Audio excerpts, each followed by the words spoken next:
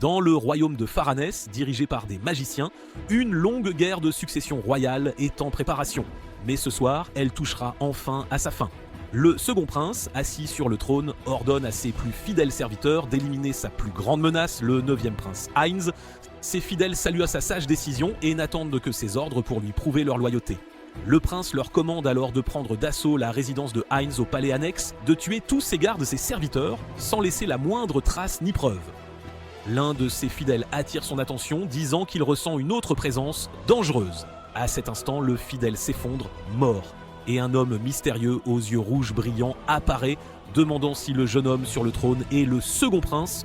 Le prince est soudainement alarmé et craint pour sa sécurité.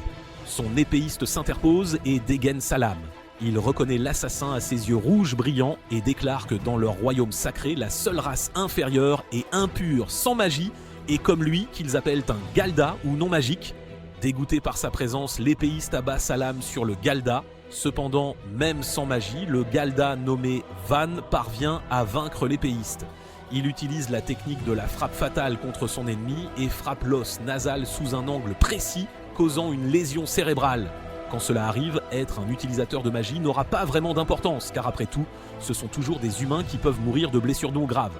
Il se dresse maintenant face au mage qui lance un sort pour l'éliminer. Cependant, Van est plus rapide que le mage et parvient à lui donner un coup de pied, lui brisant la mâchoire. En conséquence, il a disloqué sa suture maxillaire, faisant se tordre le mage de douleur. Il se moque ensuite du mage qui prend son temps pour chanter, puis il bondit et porte un autre coup au mage, le vainquant ainsi. Le prince est choqué qu'il ait réussi à battre son épéiste et son magicien, même sans magie. Van souligne que les non-magiciens comme lui peuvent absolument vaincre les utilisateurs de magie. Enragé, le prince demande s'il est un assassin engagé par Heinz. Il admet être un assassin mais non engagé, le faisant simplement par faveur pour un ami. Le prince refuse de croire qu'il puisse être l'ami d'un royal et se moque de son origine et de sa lignée.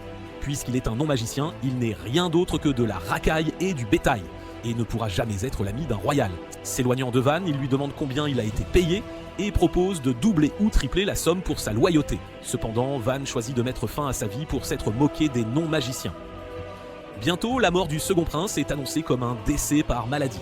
Les funérailles sont conduites solennellement et la longue intrigue de palais prend fin. Ailleurs, Van rend visite à son bon ami, le 9e prince Heinz. Le prince le remercie d'avoir éliminé son frère, car grâce à cela, il deviendra assurément le prochain roi. Van félicite son ami, lui demandant ce que ça fait d'atteindre enfin son rêve de longue date. Heinz le corrige, réitérant que c'est leur rêve, et jure que lorsqu'il montera sur le trône, il supprimera définitivement les politiques discriminatoires contre la race non magique Galda. Il veillera à ce que personne ne les appelle plus jamais du bétail. Ils se donnent alors un coup de poing, affirmant leur promesse. Le prince l'invite ensuite à sa nuit de couronnement, mais Van répond qu'il vaudrait mieux pas car cela affecterait son image de nouveau roi. Heinz réitère qu'il ne laissera pas une telle chose arriver, soulignant qu'il a besoin de son ami à ses côtés. Cependant, Van refuse finalement son offre, craignant que cela ne lui cause des problèmes en tant que nouveau roi. Il attendra patiemment que les gens changent d'avis à leur sujet, sachant que ce ne sera pas une tâche facile. Le prince le remercie de sa considération et de sa compréhension. Sur ce, il suggère à son ami de rentrer chez lui et de se reposer pour l'instant. Après tout, la longue bataille est terminée et il peut maintenant passer du temps avec sa famille. Van sourit à l'idée et remercie son ami de lui permettre de prendre ses vacances. Plus tard, Van se repose chez lui et se nettoie. Il se rend ensuite dans son ancien bureau et voit les livres empilés d'un côté de la pièce et les mannequins qu'il utilisait pour s'entraîner, tous couverts de poussière. C'est alors qu'il réalise que la bataille est enfin terminée. En y repensant, cette bataille a commencé quand ils étaient jeunes. Ils rêvaient tous deux d'un monde complètement différent. À cause de cela, il est devenu un assassin que personne ne détecterait jamais, en raison de son manque de magie. Heinz lui a rappelé que leur chemin vers le changement ne serait pas facile. Il serait confronté à de puissants épéistes, mages et guerriers magiques. Le prince a également souligné qu'être un Galda représentait un désavantage et douté qu'il puisse vraiment vaincre des maîtres ayant perfectionné la magie. Confiant en ses capacités, Van a déclaré qu'il apprendrait aussi la magie, ce que le prince trouvait impossible. S'il ne pouvait pas l'utiliser, alors il serait la meilleure personne au monde pour la connaître et l'utiliser contre les utilisateurs de magie. Il prévoyait d'utiliser les arts martiaux pour compenser son manque de magie. Heinz lui a souri car étant Van, il savait qu'il pouvait tout faire s'il s'y mettait. À présent, Van est nostalgique en feuilletant les pages d'un vieux livre de magie. Il le remet sur la pile et marmonne que ce fut vraiment une longue bataille. Plus tard, Van rentre chez lui et essaie d'acheter des fruits pour sa petite sœur. Il s'apprête à payer, mais le commerçant remarque qu'il a les yeux rouges. Il pointe l'affiche anti-Galda à l'arrière et déclare avec dédain qu'il ne vend pas à des racailles comme lui. En représailles, il reprend ses pièces de cuivre. Les autres commerçants commencent alors à le remarquer et expriment leur confusion quant à sa présence dans la capitale royale. Ils le traitent comme quelqu'un atteint d'une maladie contagieuse, craignant que s'ils s'approchent de lui, ils perdent aussi leur magie. Les anciens rois ont décidé que les Galda, ou la race non magique, serviraient de bétail pour les Al-Kaisol, ou la race magique.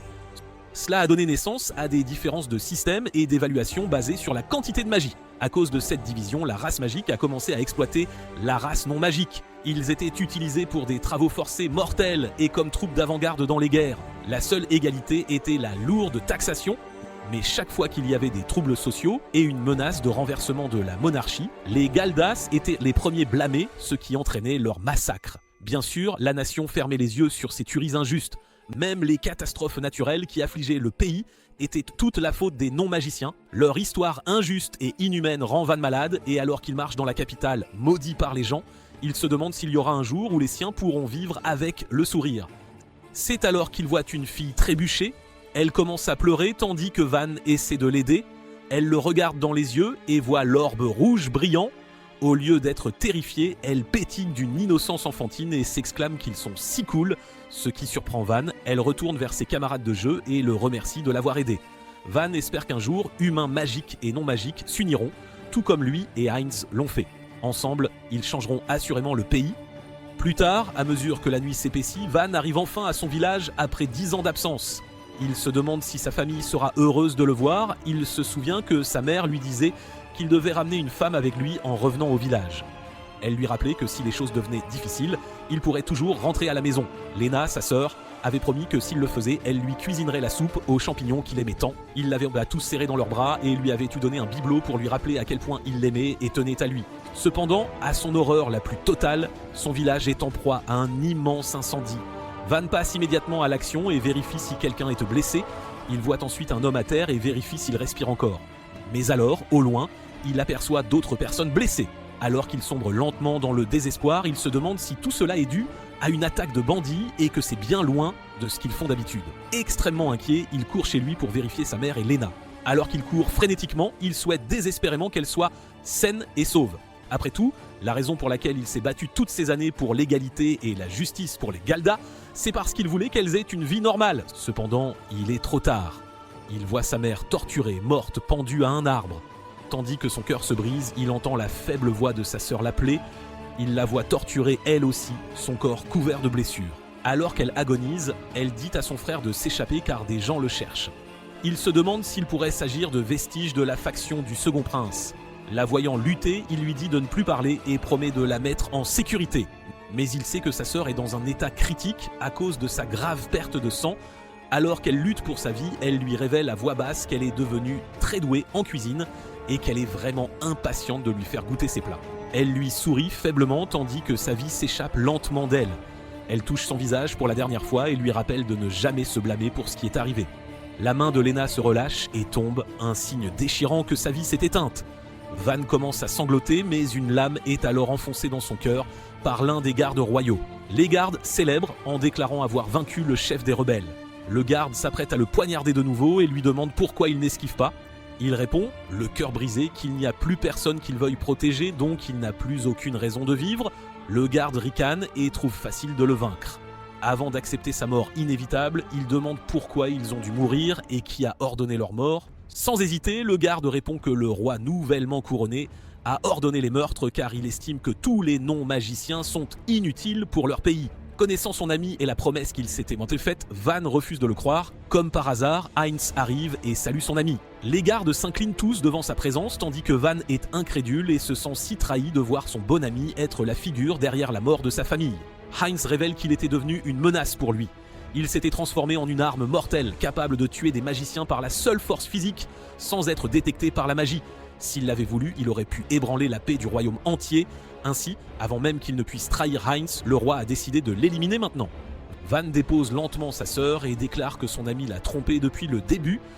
Heinz répond qu'il tiendra toujours sa promesse de supprimer la discrimination contre la race Galda. Cependant, il les éliminera tous aussi. Le garde tente alors de frapper Van de nouveau, mais cette fois, l'homme esquive l'attaque et retient la lame à main nue. Le voyant se préparer au combat, bien que gravement blessé, Heinz déclare qu'il est vraiment un monstre. Les gardes prennent position pour protéger le roi tandis que Van bondit et utilise la technique du style de l'ombre Galda pour écraser Heinz. Le roi riposte en utilisant sa magie, la flèche de lumière. Leur affrontement crée un cratère massif dans tout le village. Le roi se moque de son vieil ami, déclarant que même dans son état grave, Van se bat toujours pour protéger le corps de sa sœur morte. C'est le Van qu'il connaît, même dans la mort, il restera fier et refusera de s'agenouiller devant la race magique. Il le trouve insensé et lui fait ses adieux, laissant Van avec un énorme vide dans le corps. Plus tard, alors que le corps de Van gîte à découvert, une créature magique s'approche de lui et lui offre une autre chance de vivre, de faire mieux et de se venger. Après un certain temps, Van ouvre les yeux et regarde ses propres mains et pieds. Désorienté, il se demande s'il est encore en vie et essaie de comprendre ce qui l'entoure.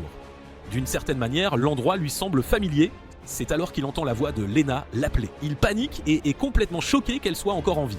Confuse, elle lui demande s'il est encore à moitié endormi et l'exhorte à se laver le visage pour qu'il puisse les rejoindre au petit déjeuner et fêter son anniversaire. Sa mère entre soudainement dans la pièce et lui souhaite un joyeux 15e anniversaire. Et c'est là qu'il réalise qu'il est de retour dans le passé, 10 ans auparavant. C'est une belle journée ensoleillée et la famille célèbre dehors. Van est toujours incrédule face à ce qui se passe et se demande s'il fait un long rêve. Un vent fort souffle, faisant perdre ses pétales à une fleur. Il en attrape un, son réflexe est rapide, et Lena trouve cela incroyable. Il réalise alors que les arts martiaux qu'il a étudiés si longtemps et si durement sont restés avec lui. De plus, le souvenir de son village en flammes, les derniers mots de Lena, la trahison de son ami et l'épée qu'il a transpercée sont tous encore clairs et hurlent qu'ils sont bien réels. Le voyant agir étrangement, Lena vérifie si son frère va bien. Van l'assure qu'il va bien et qu'il n'y a rien à craindre. C'est alors que leur mère les appelle à manger ensemble et à célébrer. Ailleurs, une femme chevauche son cheval aux côtés des gardes. L'un d'eux s'excuse de n'avoir pu trouver de magicien de rang A ou supérieur ailleurs. Elle critique les chevaliers pour leur manque de réactivité, soulignant que des civils ont été blessés. Elle voit ensuite le village Galda devant elle. Ne le connaissant pas, le garde explique que les habitants du village ne sont pas exactement des citoyens du pays, mais du bétail. La femme trouve cela troublant mais ne dit rien et continue simplement de chevaucher. Pendant ce temps, de retour au village, Van savoure sa soupe préférée et déclare que c'est nostalgique. Sa mère l'entend et trouve cela étrange car elle lui en a préparé l'autre jour. Il rit nerveusement et admet que c'est son plat préféré, alors il en a toujours envie. Lena dit gentiment à son frère qu'elle a aidé à cuisiner. Il lâche que ce n'est pas étonnant que les ingrédients soient inégaux. Furieuse, Lena se tourne vers leur mère pour se plaindre de Van. Il regarde alors avec amour les deux personnes les plus importantes de sa vie et réalise qu'il a eu une chance de tout recommencer 10 ans en arrière. Cependant, il ne sait pas quoi faire ni par où commencer. Voyant l'inquiétude gravée sur son visage, sa mère lui demande s'il s'inquiète toujours du chemin qu'il va prendre. Il se souvient alors qu'à 15 ans, les hommes Galda doivent décider de leur voie. Il a 3 choix à ce stade de sa vie. Premièrement, faire un travail mal rémunéré dans la ville Galda. Deuxièmement, quitter la ville et se jeter dans des travaux forcés mortels, sous le mépris. Et enfin, devenir mercenaire.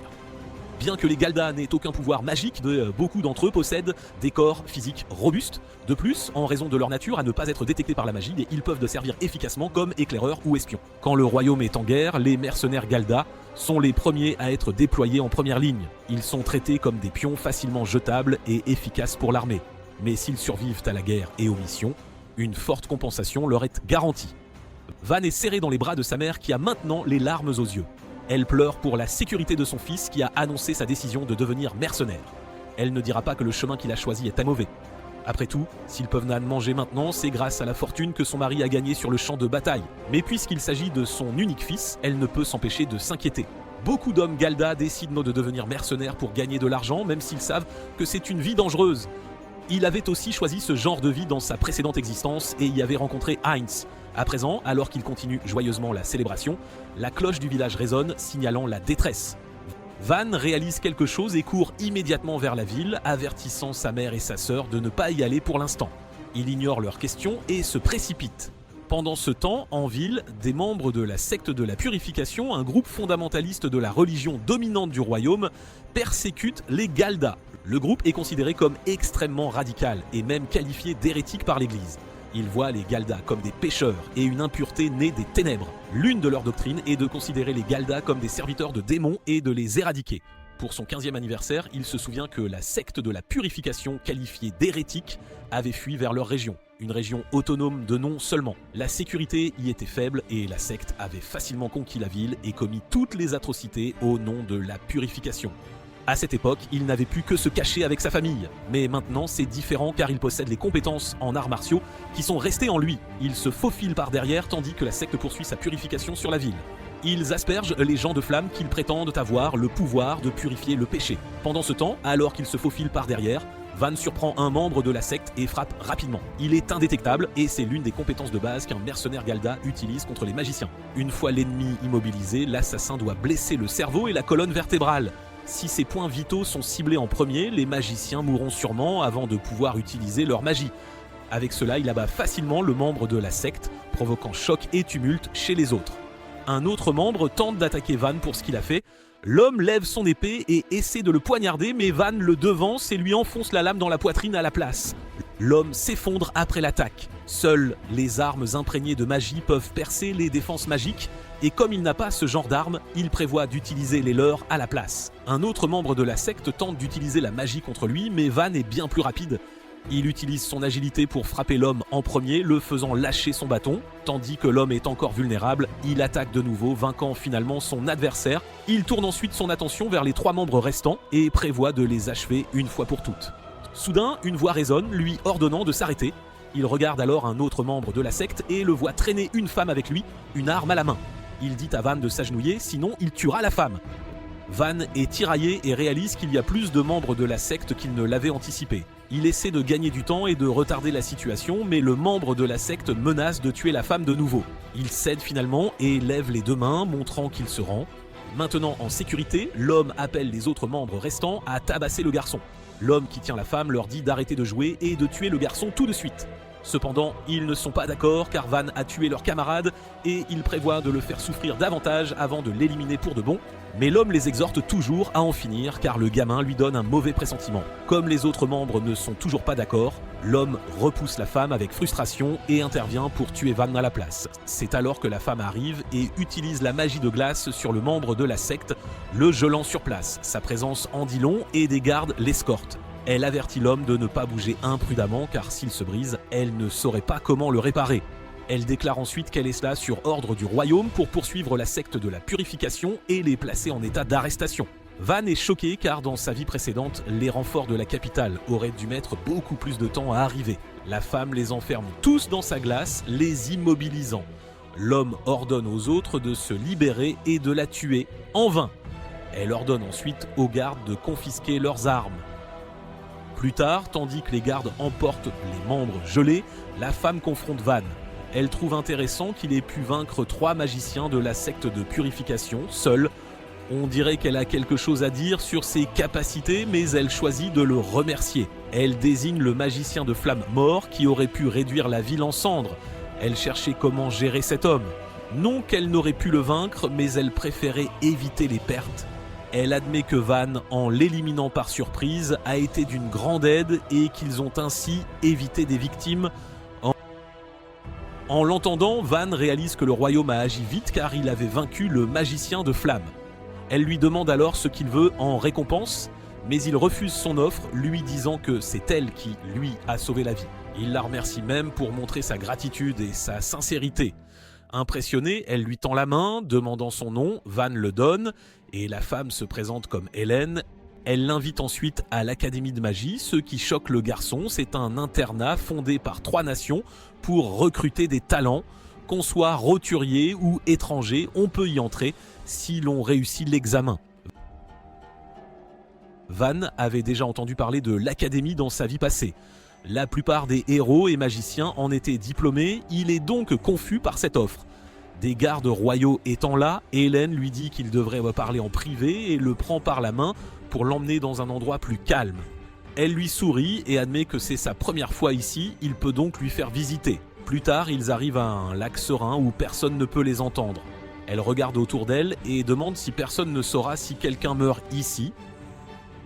Dans un geste surprenant, elle matérialise un arc et une flèche de glace et les pointe sur le garçon, Il passe alors rapidement derrière elle.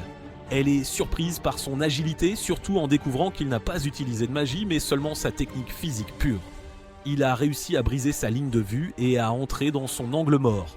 Il lui attrape la main, mais la lâche, réalisant qu'elle le teste, car il n'a senti aucune intention de tuer. Elle rit de sa remarque, impressionnée qu'il ait tant d'expérience si jeune. Elle aime tester les choses et ayant confirmé qu'il peut combattre des magiciens avec sa seule technique physique, elle pense qu'il pourrait changer la situation des Galdas s'il vient à l'académie. Il marque une pause et réalise qu'elle parle de la chevalerie. Elle confirme, confiante qu'il peut être éligible à la chevalerie de l'académie. L'honneur de chevalier récompense les étudiants aux résultats exceptionnels. Les récipiendaires, quel que soit leur statut, obtiennent le droit de fonder une nouvelle maison noble. Le territoire accordé est souvent lié aux récipiendaires, ce qui signifie que Van pourrait même recevoir la ville de Galles s'il obtient le titre. Ce n'était jamais une option pour lui avant. Contrairement à son ancien lui, il n'a pas encore l'âge requis pour l'examen. Cependant, il a 3 questions. Premièrement, l'examen exige une recommandation d'un noble du royaume. Avant qu'il ne finisse, Hélène se propose aussitôt de lui en écrire une. Deuxièmement, il demande s'il peut être fait chevalier sans magie, car un tel cas ne s'est jamais produit. C'est vrai, mais ceux qui ont été faits chevaliers avaient tous un point commun. Ils ont transcendé la tradition et atteint un nouveau principe de magie. De la médecine magique au cercle magique, utiliser la magie n'est pas la seule voie. Après tout, maîtriser des magiciens sans magie est un grand exploit et sa capacité unique correspond à cette idée. S'il peut faire reconnaître son talent, il pourrait devenir le premier de Galva à être fait chevalier. Enfin, Van demande à la fille quel est son but. Pourquoi l'aider ? Il sait qu'elle ne fait pas ça juste pour qu'il réussisse. Elle lui sourit et demande si elle n'est pas assez digne de confiance à ses yeux. Il admet qu'elle a l'air de vouloir tout contrôler, il veut connaître ses vraies intentions et pourquoi elle le pousse à devenir le seigneur de Galda. Elle marque une pause, puis refuse de lui dire sa vraie raison de l'aider. Le silence s'étire entre eux, Lena arrive et demande ce qu'il fait au lac. Van est choqué par la présence de sa sœur, qui a entendu dire qu'il avait combattu la secte en ville plus tôt. Voyant son visage inquiet, il l'assure que tout va bien. Alors que des larmes sont sur le point de couler, elle serre son frère fort et enfouit son visage dans sa poitrine. Elle dit qu'elle et leur mère sont toutes inquiètes pour lui. Hélène lui dit qu'il n'a pas à lui faire confiance pour l'instant, mais s'il accepte la chevalerie, il aura l'avantage de protéger sa mère et sa sœur, en plus de l'honneur pour leur village. Après sa discussion avec Hélène, sa mère l'interroge sur son combat contre les purificateurs. Elle a l'air choquée et effrayée pour sa sécurité.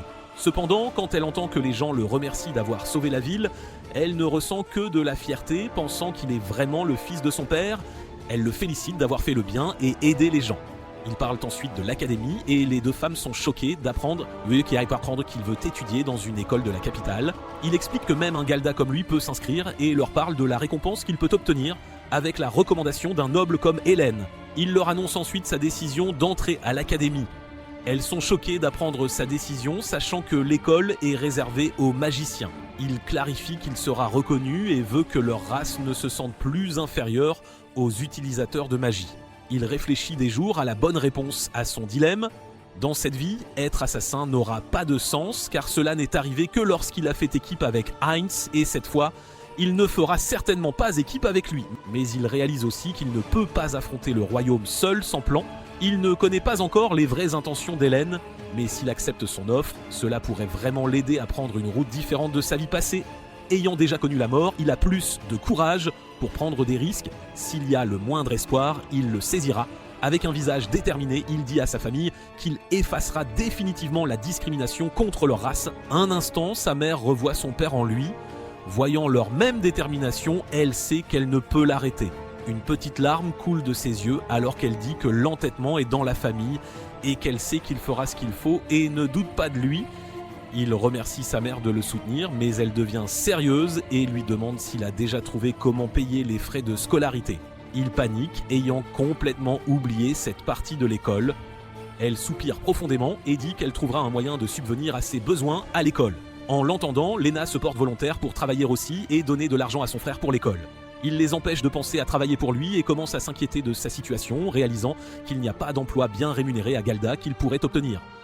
Cependant, le problème d'argent est vite résolu quand Helen lui donne la récompense qu'il a obtenue en vainquant la secte de purification, donc l'argent n'est plus un problème pour son inscription à l'Académie de magie.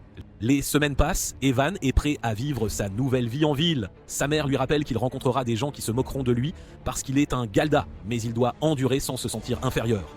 Elle veut qu'il vive avec dignité car il est sa fierté et sa joie. Van promet de faire de son mieux, Lena l'interrompt et dit à son frère qu'à son retour, elle s'assurera de lui préparer sa soupe aux champignons préférés. Il ébouriffe les cheveux de sa sœur, disant qu'il sera bientôt de retour. Il fait signe à sa famille, pensant que cette fois, il tiendra sa promesse. Plus tard, il arrive enfin à la prestigieuse Académie de magie. De nombreux jeunes candidats arrivent à l'académie comme Van. Un jeune homme s'approche du garde à l'entrée et se présente comme un noble de la famille Hohenburg, recommandé par son père. Le garde s'incline devant le jeune homme et lui permet d'entrer. Une autre candidate avec une recommandation s'approche aussi du garde qui s'incline et la laisse entrer. Puis c'est au tour de Van de s'approcher du garde. Il est choqué quand le garde lui crie dessus pour s'être approché de l'académie. Les spectateurs voient ses yeux rouges et le jugent instantanément sale parce qu'il est un Galda. Van dit au garde qu'il n'a rien fait de mal et veut juste passer l'examen. Le garde lui dit qu'il ne sait pas où il est. Van rétorque que n'importe qui peut passer l'examen, quel que soit son statut. Le garde pointe sa lance sur lui et lui dit qu'il agit au-dessus de sa condition. Malgré une lame pointée sur son cou, Van est plus agacé qu'effrayé. Il regarde les témoins et comprend qu'il ne peut pas passer l'examen s'il provoque des troubles. Un autre garde plus âgé intervient pour dire à l'autre qu'il ne peut pas faire de violence devant les candidats. Van est soulagé que quelqu'un de raisonnable soit apparu. Malheureusement pour lui, le garde plus âgé le traite d'illusionné d'essayer de passer un examen. Il lui dit que si l'académie ne discrimine pas, l'examen exige une recommandation d'un noble du royaume. Van montre au garde la lettre de recommandation. Le vieux garde regarde de plus près et voit qu'elle porte même le sceau du noble du royaume. L'autre garde l'accuse de falsification et tente de lui prendre la lettre. Ne voulant pas qu'il la prenne, Van le projette au sol. Le garde plus âgé demande pourquoi l'autre est tombé, car lui et les autres n'ont pas vu l'attaque. L'un des examinateurs, Klaus, apparaît pour demander ce qui se passe. Il impose tant de respect que les gardes s'agenouillent devant lui. Les gardes parlent de Van à Klaus, alors l'instructeur demande qui il est. Van se présente et lui dit qu'il a été recommandé par Helen Steinertz. La simple mention du nom d'Hélène choque tout le monde. Klaus lit attentivement la lettre de recommandation. Il détermine qu'elle vient légitimement de la famille Steinhardt. Klaus s'excuse de la façon dont les gardes l'ont traité et lui permet d'entrer. Tout le monde chuchote, choqué et intrigué qu'un membre de la famille Steinhardt ait recommandé un Galva. Sur le campus, Van voit que les autres examinateurs sont des élites. Il reconnaît un garçon comme le futur maître épéiste Date. Il regarde d'autres candidats et les reconnaît comme de futurs utilisateurs de magie d'élite. Il se souvient comment ils sont devenus des héros du royaume tandis qu'ils restaient dans l'ombre. Il se rappelle comment ils sont devenus de simples laquais du second prince à cause de la lutte pour la succession royale. La nuit où il les a tués est encore claire dans l'esprit de Van. Il voit maintenant qu'il doit rivaliser avec les gens sous les projecteurs dans sa prochaine vie. Il est confiant que s'il peut se mesurer aux stars, il pourrait changer le royaume. Un des candidats, nommé Falk, s'approche de Van et lui dit qu'il n'a pas le droit de se tenir si calmement à l'académie. Van répond que rester debout n'est pas un crime. Le simple fait de dire cela insulte Falk, qui ajoute qu'un Galda comme lui n'a pas le droit d'être à l'académie. Van pense qu'il serait facile de baisser la tête pour éviter les ennuis. Cependant, il se souvient que sa mère lui a dit de ne pas se sentir inférieur. Il se souvient aussi de sa vie passée où Heinz lui a dit de ne jamais baisser la tête s'il voulait que le jour de l'égalité arrive. Falk se sent insulté que Van ne l'écoute pas et le soulève comme un enfant. Van le prévient que c'est lui qui l'a frappé en premier. Van serre les poignets de Falk, faisant tomber l'intimidateur à genoux. Van explique qu'il utilise la force de son adversaire contre lui pour manipuler son mouvement, la même technique qu'il a utilisée sur le garde. Les spectateurs voient Falk tomber à genoux. Pour ajouter à l'humiliation, Van sourit et propose de l'aider à se relever. Falk repousse sa main et active un cercle magique pour attaquer Van. Une voix autoritaire ordonne soudain à Falk d'arrêter. C'est Heinz qui agit comme un ange, conseillant à Falk de ne pas antagoniser les gens juste parce qu'ils sont Galda, car ils devraient de toujours viser la paix. Falk s'incline devant Heinz et s'excuse de son comportement. Heinz lui dit qu'il n'a pas besoin d'être si formel et lui demande de le traiter comme n'importe quel autre candidat. Van est choqué de voir Heinz dans sa jeunesse. Les candidats reconnaissent Heinz comme le 9e prince, impressionné par son humilité à passer l'examen comme tout le monde et par sa tolérance envers les Agaldas. Van se souvient maintenant que Heinz lui avait dit qu'il avait fréquenté l'académie. Heinz voit Van et lui offre une main amicale en tant que camarade candidat. Van pense à quel point son sourire est accueillant. Il ne peut plus le voir de la même manière car il connaît maintenant la vraie figure sombre derrière. Van voudrait le tuer sur le champ, mais il essaie de contrôler sa rage et de se concentrer sur la raison de sa venue à l'académie. Il tourne le dos à Heinz et dit au prince qu'il n'est pas venu à l'académie pour être son ami. Et Heinz, stupéfait, baisse la main. Les spectateurs pensent que Van est impoli et ne sont pas surpris, vu leur perception des Galdas. Falk est parmi eux, grinçant des dents en regardant Van. Klaus apparaît pour annoncer aux candidats que les inscriptions sont closes. Il dit qu'il les guidera vers le lieu de l'examen, la forêt des ombres. Ils se rendent à la lisière de la forêt. L'autre examinateur, Bren, les informe que la forêt servira de lieu pour l'examen d'entrée. Il poursuit en disant que l'environnement testera la puissance de chaque candidat. Il explique que la forêt des ombres recèle une grande énergie magique et que leur tâche est de cueillir et de rapporter la fleur imprégnée de magie appelée les larmes du ciel. Il les avertit qu'il y a de nombreuses bêtes maniant 4 pouvoirs magiques. Deuxièmement, Bren les avertit que l'interférence entre candidats n'est pas autorisée, mais qu'ils peuvent coopérer et former des groupes, à condition que chaque membre rapporte une larme du ciel. Il leur dit que la limite de temps est le coucher du soleil. Klaus les informe du badge de gardien qu'ils doivent porter avant d'entrer dans la forêt et qu'ils peuvent l'écraser s'ils sont en danger, afin qu'un examinateur vienne immédiatement à leur secours. Klaus avertit que demander de l'aide signifie aussi une disqualification immédiate. Les examinateurs annoncent le début de l'examen. Plusieurs candidats se regroupent pour trouver leur coéquipier. Van se retrouve seul car personne ne veut faire équipe avec lui. Cependant, il s'en fiche, pensant qu'il est plus facile de travailler seul. Van s'approche de Bren et demande son badge de gardien. L'examinateur le regarde avec dédain mais le lui remet quand même. Tandis que Van entre dans la forêt, Falk l'observe. À l'intérieur, Van affronte aussitôt un démon ours vert. Il reconnaît les démons bêtes comme des animaux à forte puissance magique, souvent plus gênants que les humains.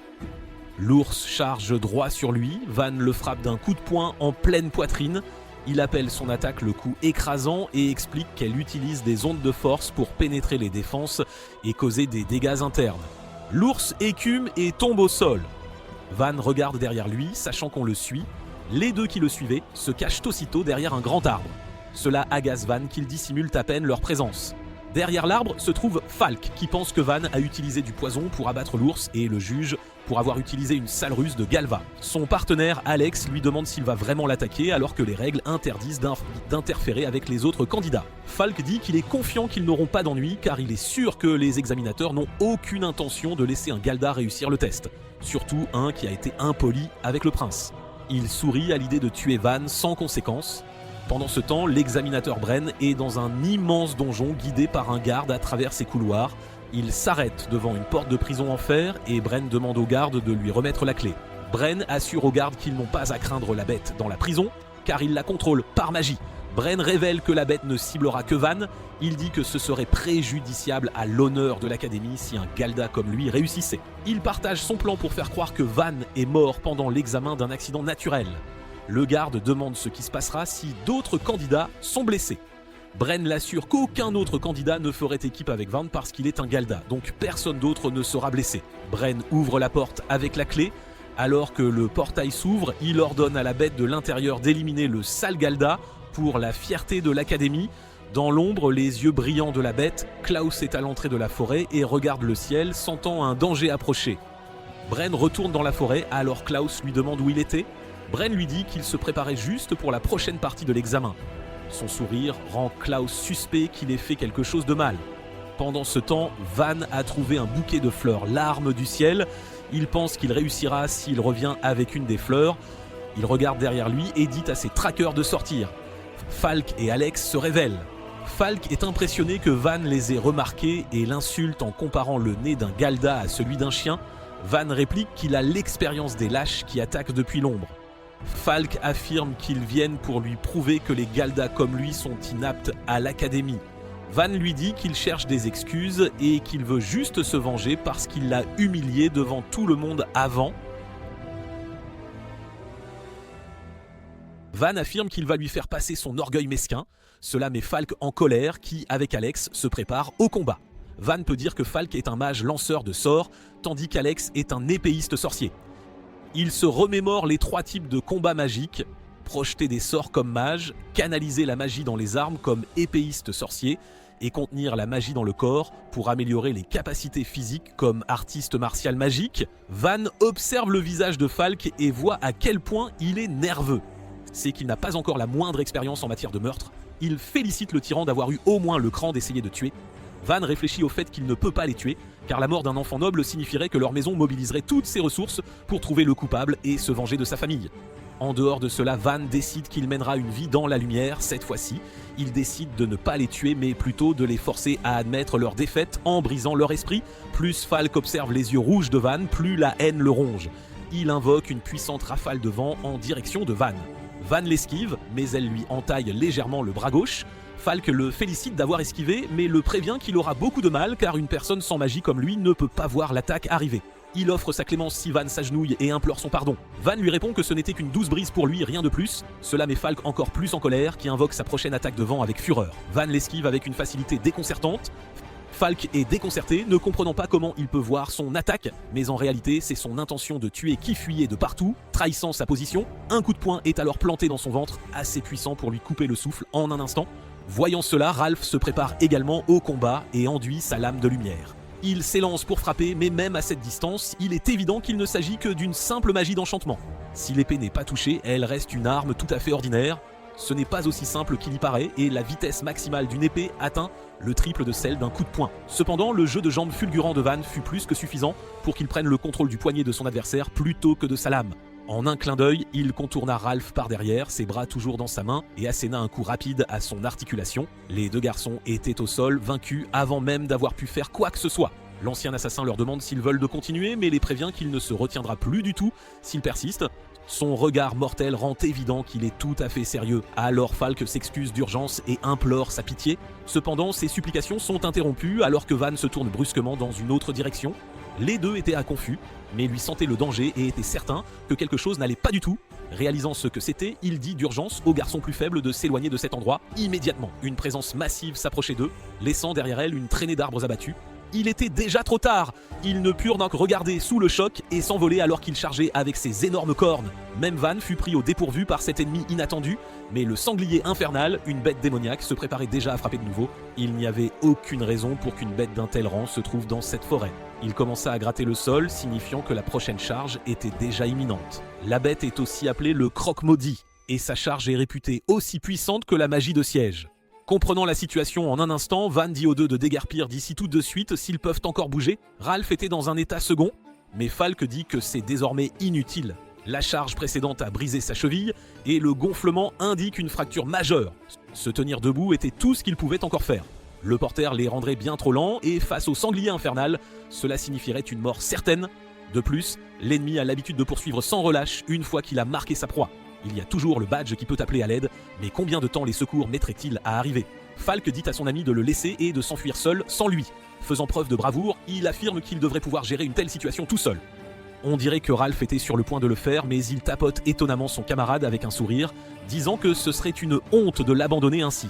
Pendant que les 2 prouvent leur lien, Van les regarde attentivement et leur dit de briser le badge pendant qu'ils gagnent du temps pour que les secours arrivent. Cependant, échouer à l'examen de cette manière déshonorerait également leur noble maison. Plutôt que de ternir le nom de leur famille, ils préféreraient mourir en essayant de combattre cette bête démoniaque. Le spectacle semble héroïque, mais ce n'était rien de plus qu'un véritable casse-tête pour Van. Il les interpelle, leur reprochant de n'être motivés que par une fierté bon marché.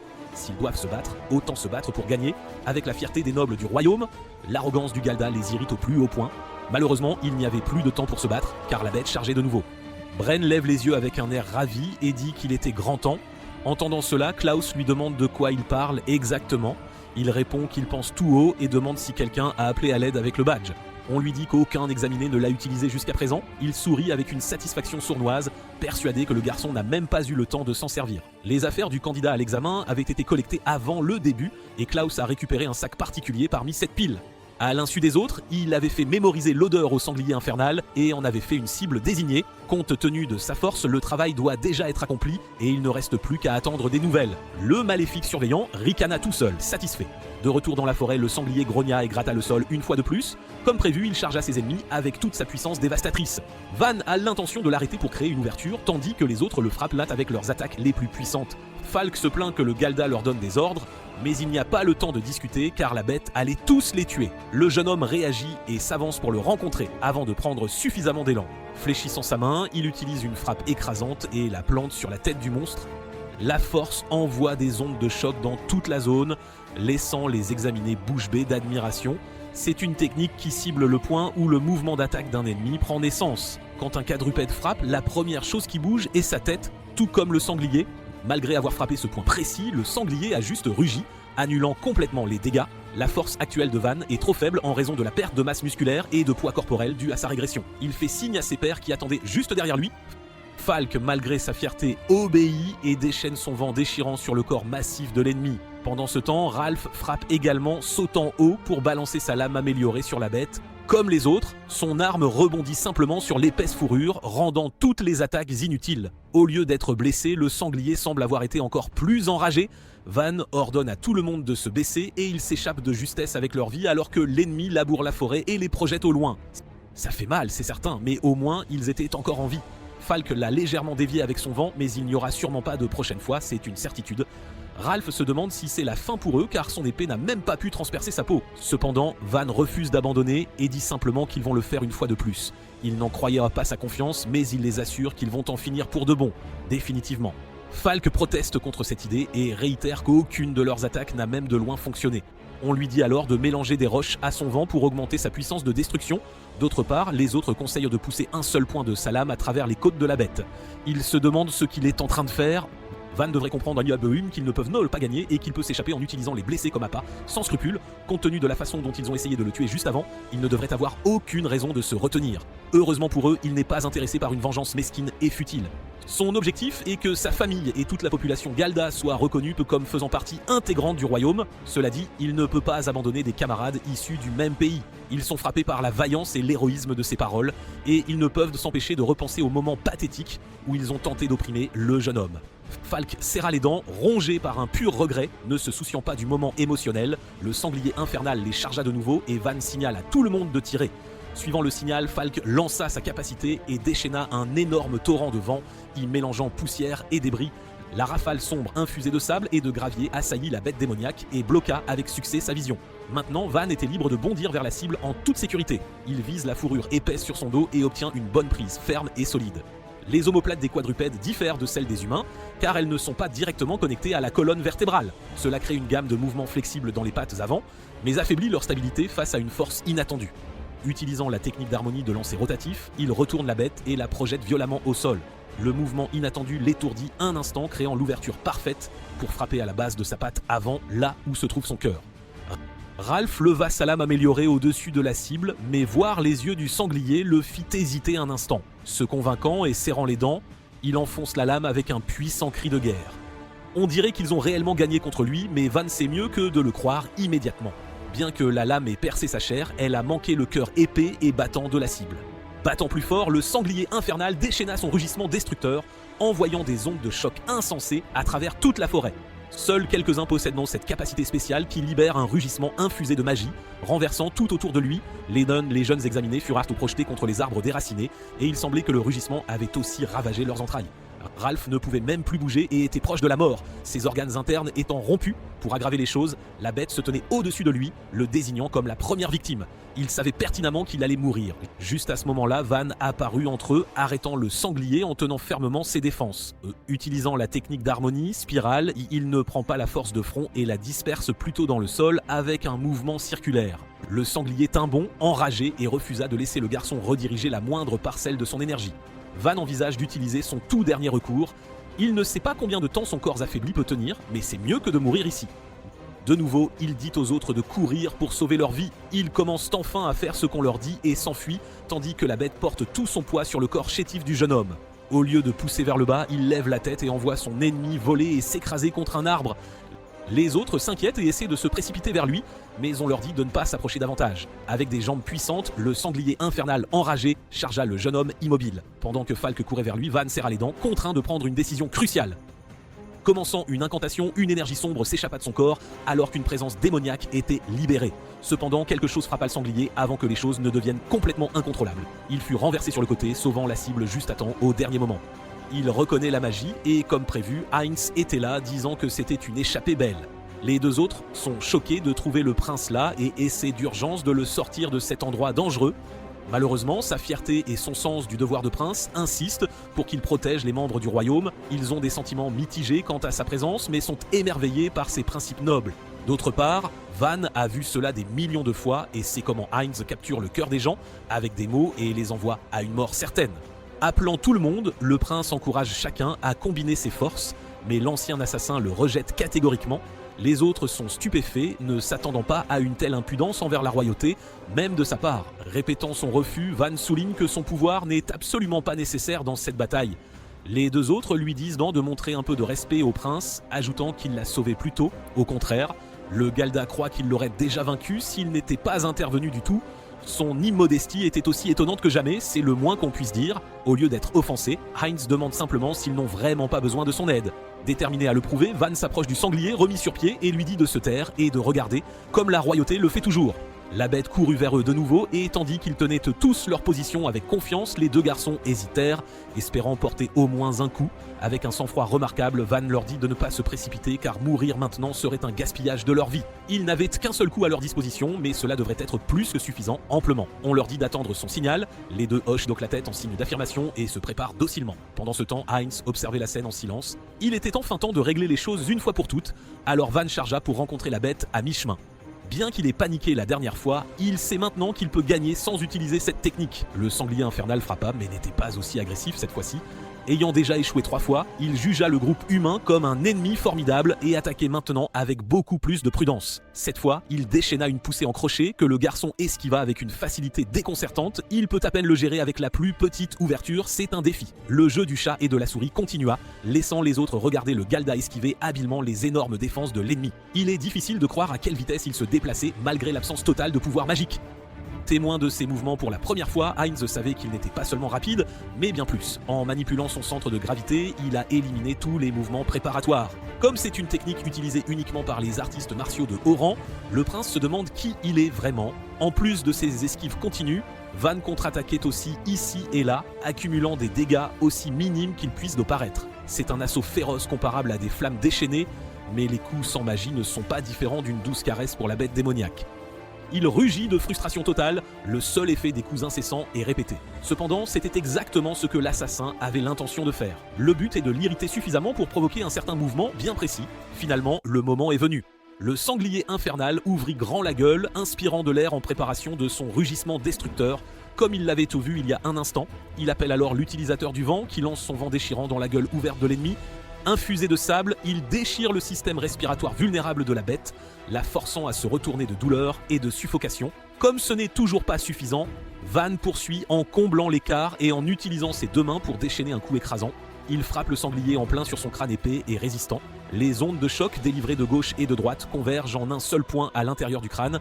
Elles sont comme deux ondulations fusionnant pour former une vague plus grande et plus puissante. Cette fois, l'attaque est suffisamment réussie pour faire mousser le sanglier et libérer ses défenses magiques. Il était enfin temps pour le coup fatal, alors Ralph leva sa lame, concentrant toute l'amélioration sur le tranchant acéré.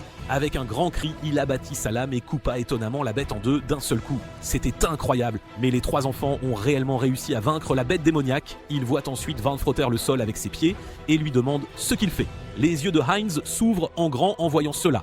Mais le jeune homme ignore la question et tend juste sa main à Ralph, le félicitant pour un travail bien fait. Il accepte l'aide, disant qu'il va bien et partageant qu'il pensait que ses organes étaient endommagés. Le rugissement est infusé de magie pour brouiller les canaux auditifs, mais se couvrir les oreilles devrait annuler ses effets en principe. C'est quelque chose à retenir, bien qu'aucun d'eux ne veuille vraiment combattre le sanglier à nouveau, c'est certain. Cela dit, la bête n'était pas le véritable objectif de l'examen. Van halta d'horreur, réalisant que la bataille avait détruit la plupart des fleurs qui s'y trouvaient. Il n'en reste que 2 en bon état malheureusement. Comme ils avaient été avertis, former de grands groupes entraînerait des complications. C'était une fin terrible, d'autant plus qu'ils n'avaient plus le temps de chercher d'autres fleurs. Les 2 garçons se regardèrent avec une compréhension mutuelle. Ils prennent les fleurs et en remettent naturellement une à son Altesse Royale. La donner à quelqu'un qui a juste regardé ressemble à de la flatterie, mais c'est quelque chose qu'un vassal se doit de faire. À la surprise de Van, ils lui tendent l'autre fleur, à lui, un Galda haï de tous. Falk joue la carte de la décontraction, disant qu'il ne veut juste pas avoir l'impression de lui devoir quoi que ce soit. Se rappelant le moment d'avant, il dit que son nom n'est pas seulement utilisateur de vent et se présente correctement. Ralph fait de même et lui dit de se souvenir d'eux, de leur nom. C'est la première fois qu'il expérimente une telle gentillesse de la part de ses pairs, mais Van tend la main avec un sourire. Cela dit, ils ne se reverront plus de toute façon s'ils échouent à l'examen, c'est une certitude. La voix de Heinz les réconforte, disant qu'il n'y a absolument pas besoin de cela. Il voit Toi le Prince s'agenouiller sur les fleurs tombées avec un toucher doux et délicat. Souriant, il les infuse de sa magie et les ramène à la vie comme par miracle. Les yeux brillent en témoignant du pouvoir incroyable de la magie de lumière. Remis les fleurs qui semblaient avoir fleuri après avoir baigné sous le soleil, les garçons remercièrent le prince bienveillant. La scène était étrangement familière à Van comme un déjà-vu. Juste comme ça, la hache et le charisme du royal traître ont trompé un autre groupe de partisans, encore une fois. Néanmoins, le coucher du soleil approchait, il était donc temps de retourner à la base des examens. Ne se souciant pas du manque de respect flagrant, Heinz l'appelle et note comment il a couvert ses empreintes, de pas avec de la terre plutôt. Van se demande de quoi il s'agit, alors on lui dit que c'est l'étiquette d'un assassin, où l'on cache les traces de sa propre technique. Basé sur les arts martiaux qu'il a utilisés et l'habitude ancrée sur laquelle il a agi, le prince demande si le garçon est peut-être un assassin. La question stupéfie l'atmosphère, la rendant tendue. Heinz a beaucoup d'ennemis, c'est un fait, le roi a renforcé son règne en prenant des princesses, des terres conquises comme reine. Cependant, sa mère, qui est devenue la 5e, était déjà une noble et fut la première reine du royaume faranèse. Ainsi, ses frères et sœurs et leur mère craignent la probabilité qu'il monte sur le trône. Une tentative d'assassinat pourrait ne pas être loin, c'est aussi pourquoi il est venu à l'examen seul. Si le garçon devant lui est leur agent, alors il doit s'en occuper immédiatement, sans tarder. Van restait silencieux, pensif, il réalise qu'il a baissé sa garde après avoir gagné et a fini par céder à ses vieilles habitudes. Se qualifier d'ancien assassin n'était pas vraiment une option, il n'a donc pas d'autre choix que de faire l'idiot, de jouer la comédie. Le jeune homme rit et se gratte la tête, disant qu'il n'a absolument aucune idée de telle chose. Heinz n'était pas du genre à tomber si facilement dans ses pièges, alors Van change de tactique et lui dit de penser comme il veut, après tout. Un calme tendu remplit l'air et le poids de ces mots frappa bientôt tout le monde présent. Falk se met entre eux et essaie de le faire comprendre, mais avant que quiconque puisse faire quoi que ce soit, il voit l'accusé juste devant Heinz tenant son épaule en un clin d'œil. Le garçon dit qu'il plaisante et demande qu'il ne fasse pas un air si effrayant, s'il vous plaît. Pendant que les autres essayaient de comprendre, Van sourit et demande au prince d'être compréhensif face au manque de manière d'un rustre de la campagne. Le royal l'observa silencieusement, sans un mot. Il a montré une ouverture exprès, mais à part réduire la distance, il n'a rien fait de plus. Au fond de lui, l'ancien assassin se calma car il perdrait sa chance de chevalerie s'il agissait hâtivement. Heinz ne se soucie pas de ses paroles irrespectueuses, mais a une autre question à poser. Il revient à l'habitude de cacher ses pas et demande à nouveau s'il n'est pas un assassin. Van dit que c'est une astuce enseignée par Hélène qui a dit que c'était essentiel pour lui qui compte sur le combat au corps à corps. C'est un mensonge bien sûr, mais il n'a pas le choix, aucune autre option. Cependant, la mention du nom et de la recommandation de la femme choque tout le monde, d'autant plus qu'elle ne vient pas de n'importe quelle famille noble. Il pensait qu'elle semblait hautaine et puissante, mais ce n'est pas si simple que ça. La fleur de glace est dans le top 5 de l'académie, il ne serait donc pas étrange qu'elle connaisse des techniques d'assassinat. De plus, la maison a longtemps servi le royaume, elle n'a donc aucune raison de comploter contre Heinz. Demandé pourquoi quelqu'un comme elle le recommanderait, Van explique juste vaguement qu'elle lui a dit de passer l'examen. Le prince explique qu'elle a probablement l'intention de le faire servir sa maison après avoir obtenu son diplôme, c'est très probable. En fait, il aurait agi de même s'il avait croisé le jeune homme avant. Il repousse les remerciements un peu légers du garçon. D'ailleurs, s'il y a un complot contre lui, il est bien plus probable que ce soit l'œuvre de la bête démoniaque, celle-là même qu'il aurait tuée s'il l'avait affronté sans leur aide. Considérant ces trois-là comme ses sauveurs, le prince incline la tête plein de gratitude. Les deux nobles sont surpris par tant d'humilité et acceptent avec empressement, mais le Galda, lui, détourne le regard, affirmant qu'il ne s'était pas battu pour son seul bien. Falk, excédé par son irrévérence, réprimande le jeune homme mal élevé. Van, lui, affiche de la défiance au lieu de quémander récompense ou louange. Pour quelqu'un qui a été couvert de révérence toute sa vie, Heinz porte un intérêt certain à un tel individu. Le lieu de l'examen était bondé de candidats. Certains avaient réussi, ayant rapporté la fleur comme demandé, tandis que d'autres revenaient les mains vides, le cœur brisé, se demandant comment ils allaient bien pouvoir l'annoncer à leur famille. Les examinateurs attendaient le prince et 3 autres personnes. Bren trouva cela étrange et s'interrogea sur ce qui se passait. À l'origine, la forêt ne contenait que des bêtes d'un niveau inférieur à celui du prince, afin d'éviter toute blessure. Cependant, le sanglier infernal n'était pas non plus revenu, ce qui lui faisait craindre qu'un grave incident ne se soit produit. Les gens commencèrent à se retourner, haletant, alors que quelqu'un émergeait des bois. Bren regarda aussi, s'attendant à y voir le prince. À sa grande surprise, c'est Van qu'il croyait mort suite à l'attaque de la bête démoniaque. Il est sous le choc, incapable de comprendre pourquoi le Gelda était encore en vie. L'arrivée de Van stupéfie tout le monde, et surtout Bren qui avait commis un acte odieux pour tenter de le tuer. Klaus demande comment ça s'est passé, mais le professeur malveillant dérape et s'interroge sur la façon dont il a pu survivre, les faisant se demander pourquoi il réagit comme si c'était une si mauvaise nouvelle. Il se rattrape, affirmant être juste impressionné qu'il ait survécu seul. Réfutant cela, Van fait un geste vers l'arrière et tous se tournent vers Falk et Ralph qui traînaient l'énorme tête coupée du sanglier infernal sur le sol. Le professeur malveillant n'en croyait tout simplement pas ses yeux. Les candidats expliquent l'avoir ramené car il aurait pu être envoyé pour tuer le prince. Klaus est choqué qu'il ait même été là, tandis que Bren dérape encore, se demandant comment il n'a pas réussi à les achever. La foule est silencieuse, ses mots résonnent, mais il ignore cela et invente un autre mensonge, disant être impressionné par leur performance. Juste à ce moment-là, Heinz apparaît avec un sourire éclatant, affirmant que ce fut une bataille véritablement magnifique. Son intervention déconcerte les professeurs, qui lui demandent New Heiligard et s'il a également participé à cette dangereuse situation. Apprenant qu'il était là par pure coïncidence, Bren commence à paniquer à l'idée de ce qui pourrait bien arriver. Il a en gros envoyé une bête démoniaque s'en prendre à la royauté, et il serait perdu si la nouvelle venait à se répandre. Le prince lui demande s'il va bien, car le professeur semblait mal en point. Ignorant la question, il se contente de féliciter Heinz d'avoir vaincu une créature aussi puissante que le sanglier infernal.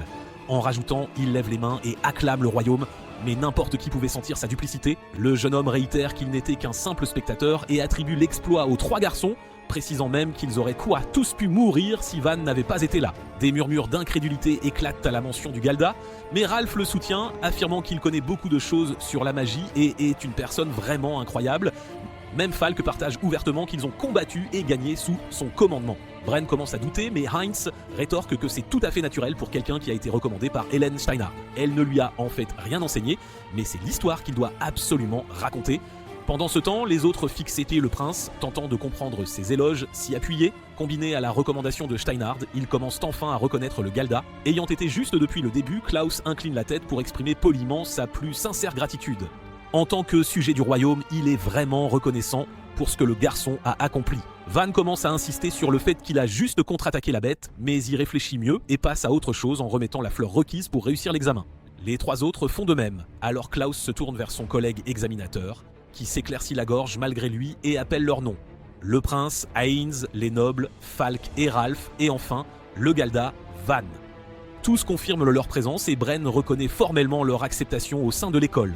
Après un après-midi long et tumultueux, Van est devenu étudiant de l'académie. Cela mis à part, le prince ordonne une enquête approfondie et un rapport détaillé sur l'incident de la bête démoniaque. Quelque temps plus tard, tous les nouveaux étudiants étaient réunis dans le hall et accueillis par le directeur. Ce qui leur est demandé n'est pas seulement un talent magique, mais avant tout, la vraie noblesse pour devenir l'épée et le bouclier du royaume lorsque le moment l'exigera.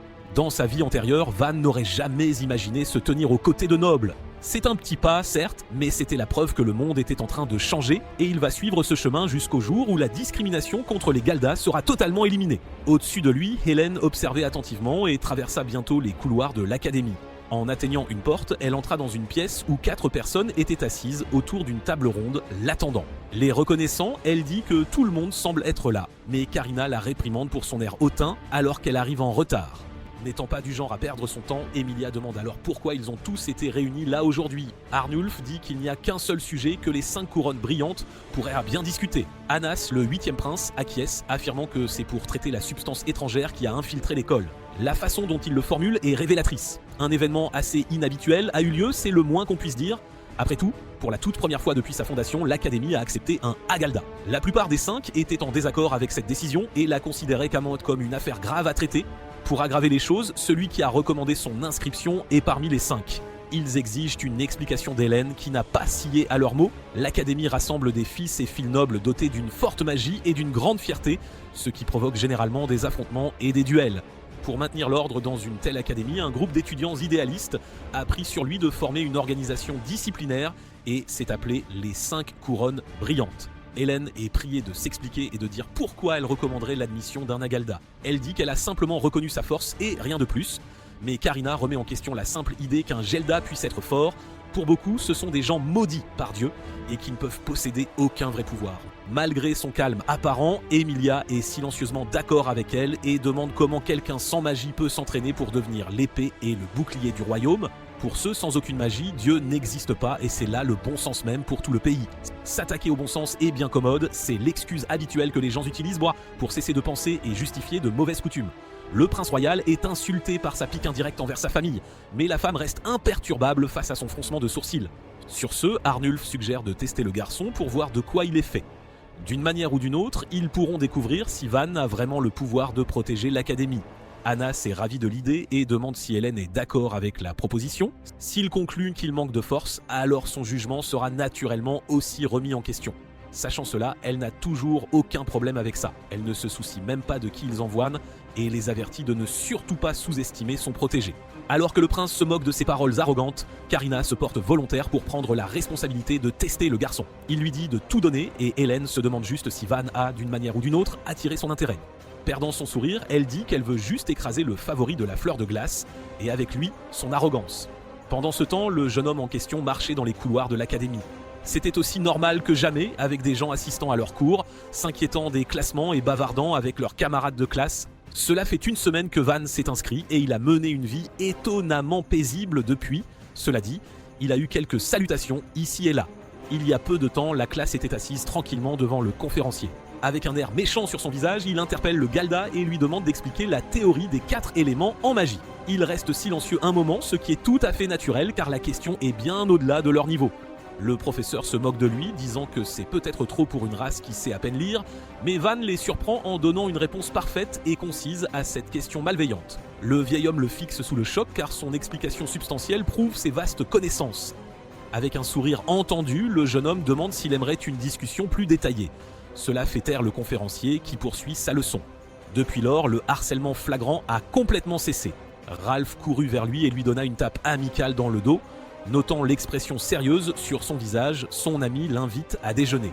Van dit vaguement que quelque chose est probablement à cause de lui et de Falk. Interrogé sur ce qu'il veut dire, il dit juste qu'ils ont été d'une grande aide et se dirige vers la cafétéria. Alors qu'il remarque à quel point il agit bizarrement ces derniers temps, une femme interpelle soudain le nouvel étudiant. Il se tourne vers elle et lui demande ce qu'elle veut, mais elle se contente de le regarder avec un froncement de sourcils, disant qu'il est passé devant elle sans rien faire. Expliquant qu'il n'avait pas remarqué, il s'incline poliment et s'excuse auprès de l'aîné, mais Van trouve la pointe d'une épée à quelques centimètres de son cou. Ralph panique et exige de savoir pourquoi elle ferait une telle chose. Alors que les roturiers sont censés s'agenouiller devant les nobles, les Galdas doivent se prosterner au sol. Il soutient qu'il n'y a pas besoin d'aller si loin dans une académie, où ils ne sont tous que des étudiants. Cependant, elle refuse de céder et essaie de lui faire comprendre la situation dans laquelle il se trouve, rapprochant encore la lame de son cou.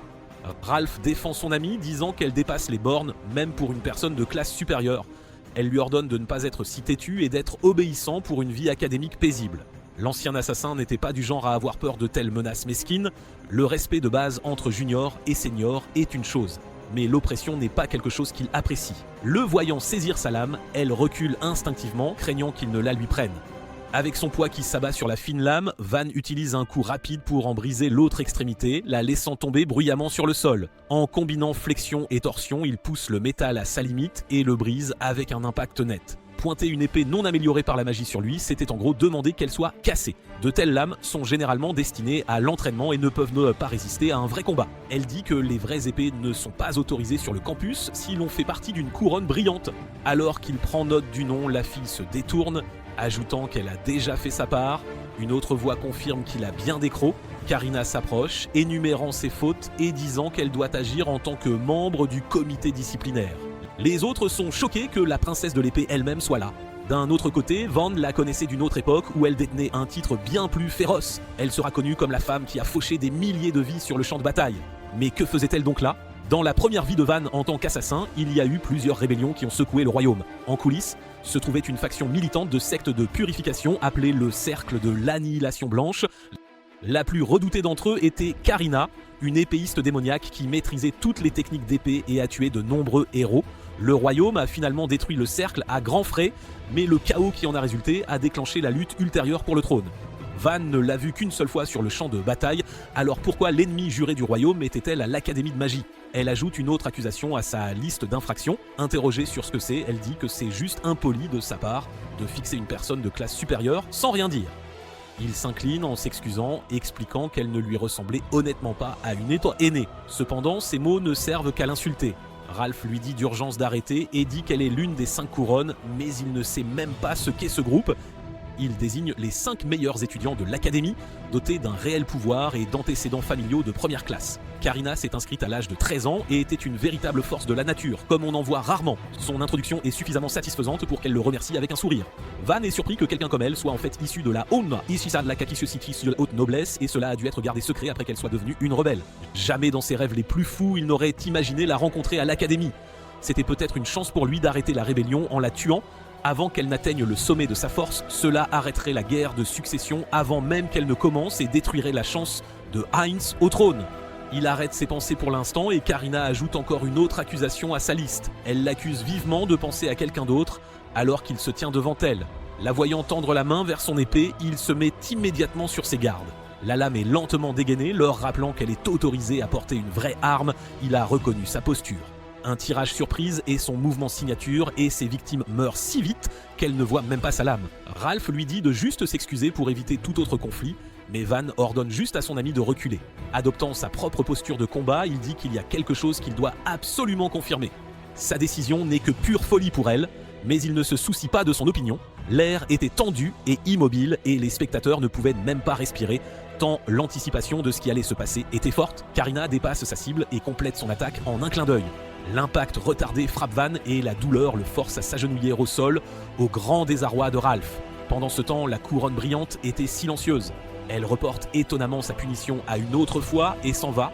Après tout, ce serait du gâchis d'achever un homme comme lui bien trop tôt. Les 2 garçons la regardent de partir en silence. En marchant dans le couloir vide, l'aîné demande pourquoi ils ont épargné l'agresseur.